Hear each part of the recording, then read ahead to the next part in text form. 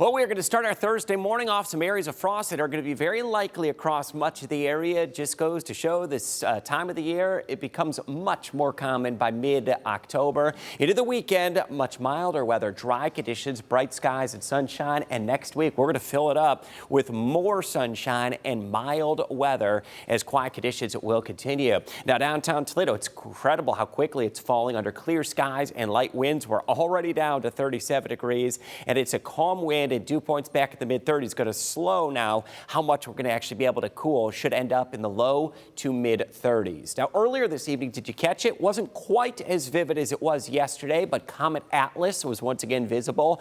About 45 to 60 minutes after sundown, it was in the western sky.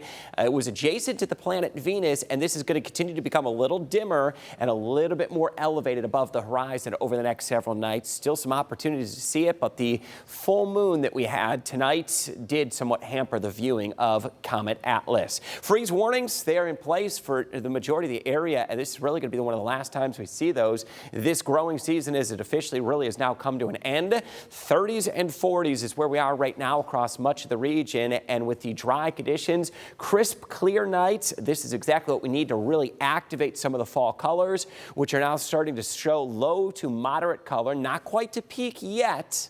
Still about a week or two away from that. You'd have to travel up north, northern Michigan, and into the UP. They are now beginning to report some high to peak fall colors. So what's going to be our forecast? The next 7 to 10 days, we're going to be headed into peak season, and it's hard to imagine. Get those rakes ready. You're going to need them 2 to 3 weeks from now. We're going to be past peak, and those leaves are going to be coming down, and the work begins really to get them down to the curb. Pumpkin patch forecast into Thursday. If you want to get a jump on the weekend, 61 for Thursday, Friday 68, and Saturday, back into the lower 70s. And it's not going to end there. Warm weather is going to stream into the area through at least early next week. Very high likelihood of above average temperatures. Now, keep it in mind, if you're out there scraping that windshield tomorrow morning, we do have warmer weather on tap, but allow that extra minute or two to get that windshield defrosted and cleared off of any frost in the morning. We are going to start the morning low to mid-30s area wide. It will be a cold, frosty start to the day. Back into the low 60s by the afternoon,